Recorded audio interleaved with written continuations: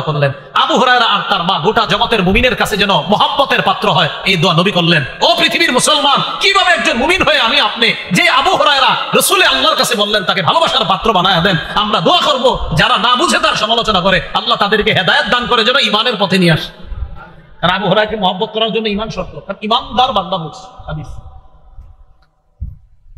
এই গেল আবু হুরায়রার ব্যাপারে, তার মা আর তার ব্যাপারে কথা। আবু হুরায়রা রাদিয়াল্লাহু তাআলা আনহুর মেধা প্রথমে বেশি ছিল না। ওনার বর্ণনাকৃত হাদিসের সংখ্যা 5374টা। এটা 5374টা। মাত্র 3 বছর ছাত্র ছিলেন, কিন্তু এত পরিমাণ হাদিস বর্ণনা করা দেখা খুব সাহাবীরাও অবাক হয়ে গেছেন। সাহাবীরা, আমরা তো অবাক হই, সাহাবীরাও অবাক হয়েছে। এখন শুনেন, ওনার মেধা এত বেশি ছিল না শুরুর দিকে। মুসলিম শরীফের 2492 নম্বর হাদিস, আর ওই যে মোবাইল অনুযায়ী 6291 নম্বর হাদিস। এই হাদিসের বর্ণনা আবু হুরায়রা রাদিয়াল্লাহু তাআলা আনহু বলেন, ইন্নাকুম তাজউমুনা আন্না আবু হুরায়রা ইউকসিরুল হাদিস আন রাসূলিল্লাহি সাল্লাল্লাহু আলাইহি ওয়াসাল্লাম। তোমরা মনে করো আবু হুরায়রা আল্লাহর রাসূল থেকে এত পরিমাণ হাদিস কিভাবে বর্ণনা করলো, এটা তোমাদের অনেকের ধারণা। যেমন আমরাও চিন্তা করি আবু হুরায়রা মাত্র 3 বছরের ছাত্র, এত হাদিস কিভাবে? তো ওই যুগেও এরকম ছিল। আবু হুরায়রা বলেন, শোনো তোমরা, ইন্নী কুনতু রাজুলান মিসকিনা, আমি ছিলাম একজন অসহায় মানুষ। আমি একজন অসহায় মানুষ ছিলাম। কানাল মুহাজিরুনা ইয়াশগুলুকুমুস সাকু বিল আসওয়াক, মুহাজিররা বাজারে ব্যবসা বাণিজ্য নিয়ে ব্যস্ত থাকতো। ওয়া কানাতিল আনসার ইয়াশগুলুকুমুল কিয়ামু আলা আমওয়ালিহিম, আনসাররা তাদের ক্ষেত খামারের ফসল ইত্যাদি এই সমস্ত সম্পদ রক্ষণাবেক্ষণে তারা ব্যস্ত ছিল।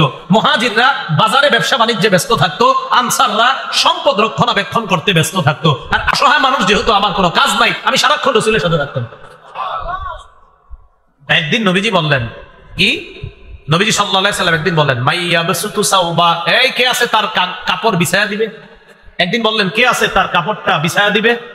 কয় কেন? ফালাইয়ানসা শাইআ, কয় যে আজকে তার কাপড় বিছাবে আজকের পরে সে আর কিছু ভুলবে না।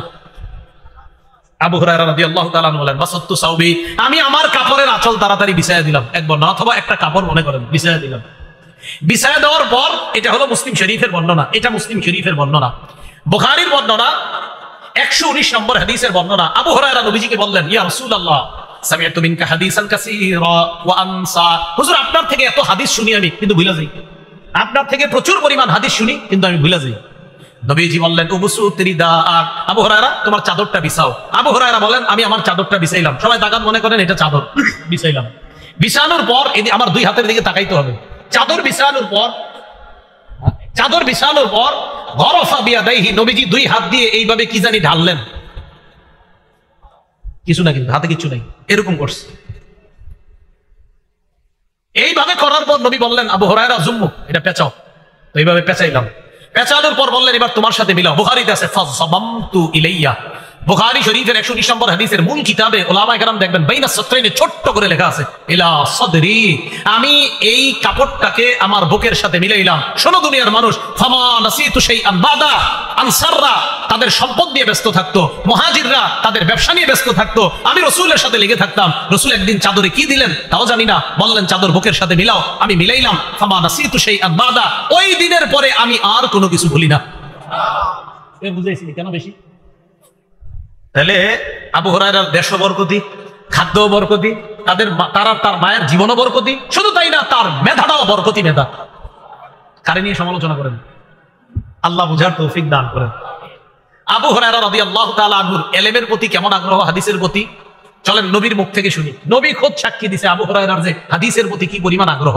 সহিহ বুখারীর 99 নম্বর হাদিস, এই হাদিসের মধ্যে আসছে আবু হুরায়রা রাদিয়াল্লাহু তাআলা নবীজিকে প্রশ্ন করলেন, হাদিসটা শুনেন, মান আসআদুন নাস বিশাফাআতিকা ইয়া রাসূলুল্লাহ, হুজুর আপনার কাছে জানতে চাই কিয়ামতের ময়দানে আপনার সুপারিশের মাধ্যমে সবচেয়ে কোন মানুষটা সৌভাগ্যবান হবে, আমি আপনার কাছে জানতে চাই। প্রশ্ন বুঝে আসছেন? আবার বলছি, ইয়া রাসূলুল্লাহ, কিয়ামতের ময়দানে আপনার সুপারিশের মাধ্যমে কোন ব্যক্তিটা সবচেয়ে সৌভাগ্যবান হবে?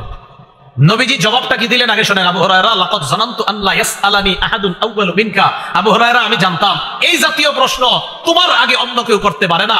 আমি জানতাম আমার আবু হুরায়রার পক্ষেই এই জাতীয় প্রশ্ন করা সম্ভব।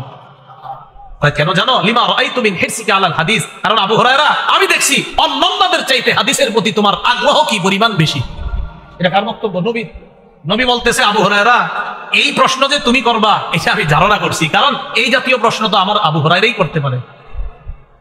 এবার নবীজি বললেন, আবু হুরায়রা আসআদুন নাস বিশাফাআতি ইয়াউমাল কিয়ামা মান ক্বালা লা ইলাহা ইল্লাল্লাহ খালিসান মুখলিসান বিকলবিহি আও বিনফসিহি। কোন ব্যক্তি যদি ইখলাসের সাথে লা ইলাহা ইল্লাল্লাহ পড়ে, এই ব্যক্তি কিয়ামতের ময়দানে আমার সুপারিশের মাধ্যমে সৌভাগ্য অর্জন করবে, সবচেয়ে সৌভাগ্যবান বান্দা হয়ে যাবে। তো আবু হুরায়রা রাদিয়াল্লাহু তাআলা আনহুর হাদিসের প্রতি আগ্রহ, এটা রাসূল সাল্লাল্লাহু আলাইহি সাল্লাম বলে দিলেন যে সাহাবীর দেশের মধ্যে বরকত, যে সাহাবীর খাদ্যে বরকত, যে সাহাবীর জীবন তার মায়ের জীবনও বরকতি জীবন, যে সাহাবীর মেধাটাও বরকতি মেধা, যে সাহাবীর হাদিসের প্রতি আগ্রহের সাক্ষী খোদ রাসূল সাল্লাল্লাহু আলাইহি সাল্লাম দিয়েছেন। হাদিসের ক্ষেত্রে তাকে সমালোচনা করার অর্থ হলো নিঃসন্দেহে গোপনে কোনো ষড়যন্ত্র আছে। কেন তাকে কোন ধরনের বক্তব্য তাকে কেন টার্গেট করা হবে?